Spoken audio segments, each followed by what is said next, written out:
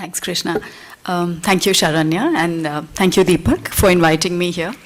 It's actually quite reassuring to see that there are still takers who want to come to Delhi University, because increasingly Delhi University has become a beleaguered space in the last couple of years with successive governments. It's not just this government, but we've been sort of there've been sledgehammer tactics, and we've had the erstwhile FIUP.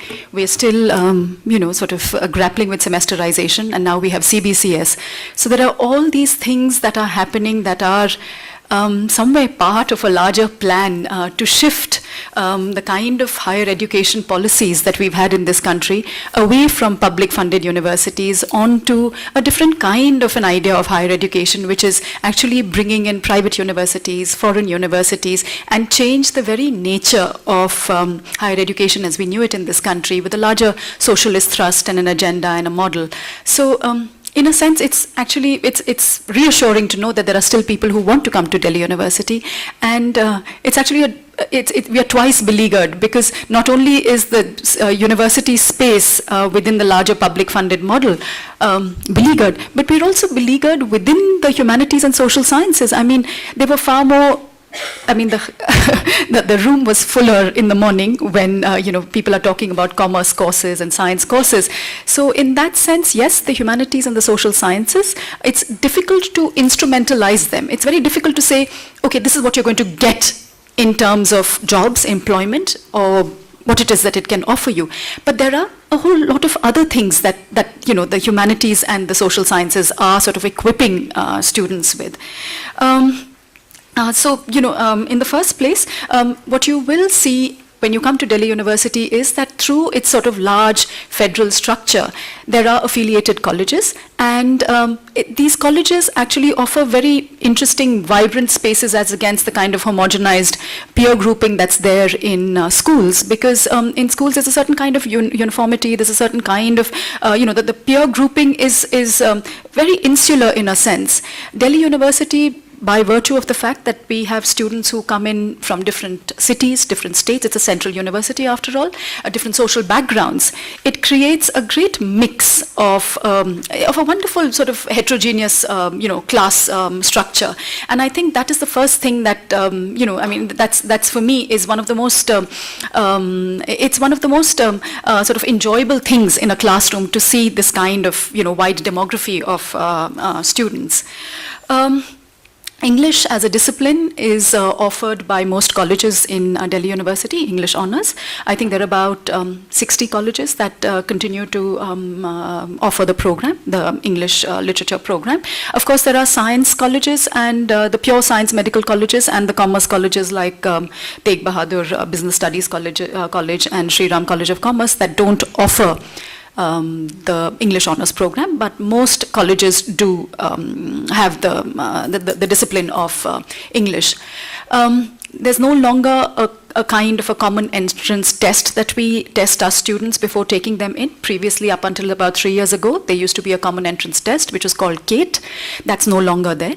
But unfortunately, because of the kind of skewed policies that have been going into the entire area of higher education, the differential cutoffs that we used to keep for humanities, commerce and science students, the differential cutoffs are no longer there. So as a result of that, students who come from the three streams are treated on par where marks are concerned. And that, of course, it's a huge disadvantage for humanities students, because the marking system doesn't favor a humanities student the way it favors a science student. And ideally speaking, in colleges like mine, we used to give a kind of a leverage and a kind of an advantage to even students who were coming from, say, ISC backgrounds, ISC schools, or with English elective, or from the IB program, because they were already coming with a very strong literature backing, with a very large, with a very good sense of what the literature program would mean to them. But unfortunately, that's no longer the case. I'm told that this year, again, the admission policy is going to be that all students from the three streams are going to be treated, on par, that there is going to be no difference in the kind of cutoffs that are going to be declared for humanities versus science and commerce students. So what is it that we offer under, the larger course of English? So the first thing that I should sort of warn you all about if you're intending to study English is that this is not a language skill course at all. It's not a language skill course, and it's not a creative writing course. It's a literature course. And within the larger understanding of literature, it's a critical thinking course. We teach our students to think critically and to write critically. So it's not, in the morning's program, there was somebody who said that, the good thing about studying science is that science does create scientists. But that can't be said of English, because if you're studying English, there's no guarantee that you'll become an author. But that's not a promise that we make to our students at all. We are not here to train you how to be Chetan Bhagats or to be, whoever it is, the novelist that you're reading. What English and the humanities do is that we teach our students to think critically. And what does that mean? To think critically is that within literature, it's a sort of it's a two-pronged approach that most of us use in our classrooms, which is the aesthetic and the political. So in the first place, you come to literature for the love of literature, for the love of the written word. You fall in love with beautiful lines, you fall in love with characters, you fall in love with the printed word, there are plots that mesmerize you. So that's the first aesthetic appeal of literature.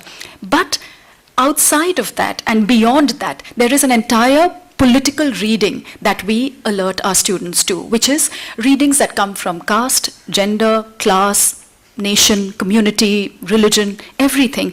So within a text, there are those readings that we alert our students to regarding language, beauty, aesthetics.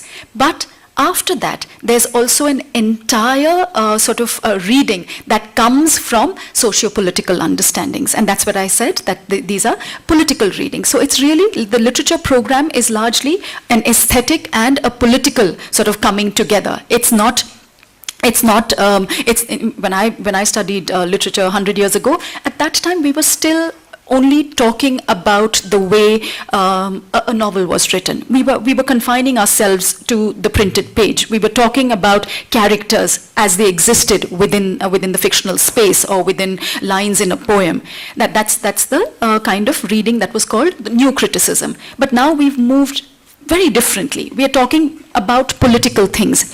And that's the other thing that literature does, is that it's a very interdisciplinary course in a sense. And we've been accused by other disciplines of poaching into their territories, because we also teach a bit of history, we teach a bit of sociology, we teach a bit of gender, we teach a bit of political studies, philosophy, everything.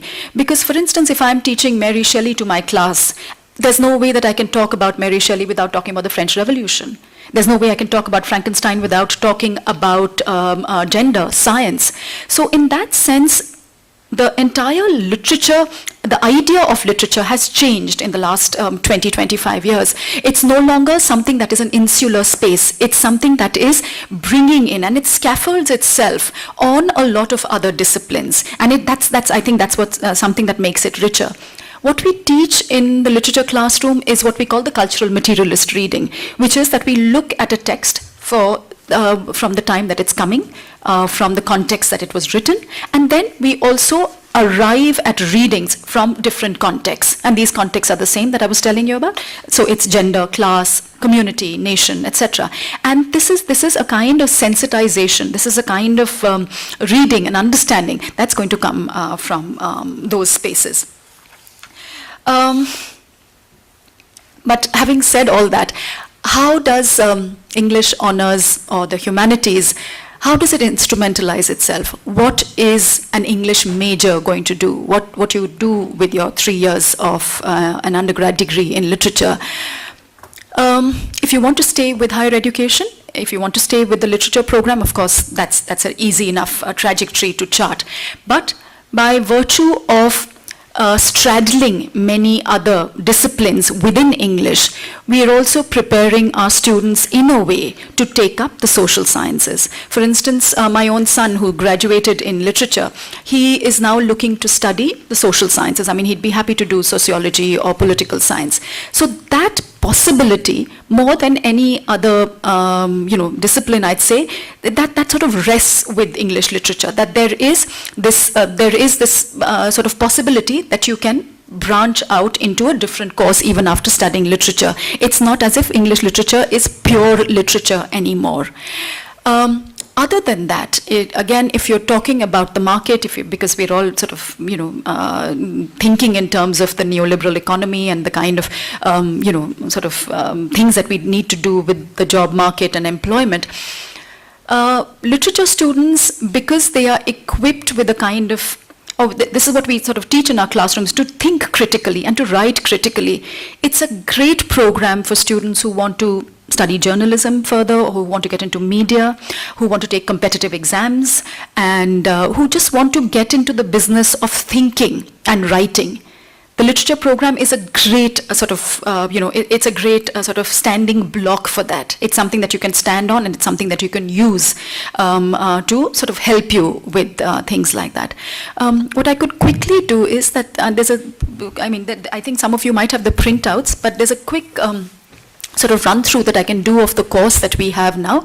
So for as of now, when you come into your first year, when students come into their first year, they are under the larger model, which is now called the CBCS, which was introduced last year. Before that, we had the FIUP, which was fortunately at least, which was thrown out. And I mean, the first thing that we sort of, we're still grappling with is semesterization. CBCS, if I may sort of say so, it's not a great model at all, because it's sort of modeled on the larger American liberal arts, sort of way of studying. We used to have a very robust honors system, which is modeled on the British system, but now very gradually we're moving to the American way of studying, and the course details are very similar to the kind of studies that you would do in American universities. So under the English syllabus, what you have is, if you can just keep quick moving the slides. Yeah, so these are the courses. So every discipline, you have to do 14 core courses, and this is over 6 semesters. And then in the third year, in the final 2 semesters, you also have to study discipline-centered courses, which are from the discipline, and those are what you study only in your third year. In the first year, you also have to study generic English, generic elective, which are courses from other disciplines. So if you're studying literature, you could also study history, economics, political science, math, or whatever it is that you want to.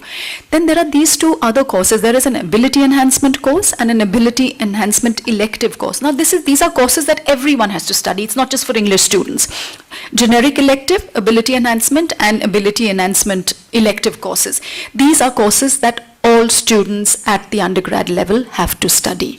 Okay, and there are about 7 or 8 choices through which students can choose. But having said that, CBCS is still not allowing students to choose. It really is up to the college to choose and decide what course they want to offer. So please don't be, don't expect that you're coming into a choice-based credit system. There's no choice there. This is just something that's been imposed on us from above, and we're not allowed to give choice to students. If you could just move to the next one. Yeah, these are the courses, these are the 14 courses that you study in your 3 years of literature, Indian classical literature, down to post-colonial literatures. Now, in my time, the literature program we only studied dead white males, but fortunately in the last couple of syllabus revisions that have happened, we have now a range of women writers, Indian writers in English, Indian writers in translation, post-colonial writers, writers from South America, Black American writers. So there is now a greater, there is a sort of a depth that's come into the literature program as against what was there before. Of course, there's still Shakespeare, there's still Dickens, there's still Jane Austen, there's still, Donne and Marvell. But how we are studying these canonical writers, I mean, how one would study Shakespeare today as against the way I studied Shakespeare, is that we are looking at why Shakespeare is read today. So we are trying to question, challenge, and sort of configure his status, configure his canonicity in different ways. So these are not givens that we are not questioning. We are saying, okay, we have Shakespeare, but why is it that we have Shakespeare? That's the kind of readings that we do now. These are just the courses. If you could just go, So now each paper, for instance, in first year, you do 2 papers per semester. And each paper, you have 4 classes, which means each text, you have 1 class. And then it's the very important sort of timetable schedule that we have is for tutorials. Now, I don't know if you've been reading about this, but there is currently an agitation that Delhi University and universities across India are participating in, which actually involves this very crucial component of tutorials. You don't have tutorials in school, but in colleges, we have tutorials which are smaller groups of students wherein we mentor them, we teach them how to write, we teach them how to, we closely work with students. And this tutorial space is now being taken away from us. They're telling us, no, there's no need for tutorials. Whatever you need to say, you go ahead and say it in class. There's no need to sit with students separately. And currently, we're all agitating against that. We are trying very hard to safeguard our tutorial spaces. So these are the sort of courses that are there. There is a handout I saw that was there outside. But other than this, if there's anything else that you want to ask me, I'll be happy to answer. Thank you.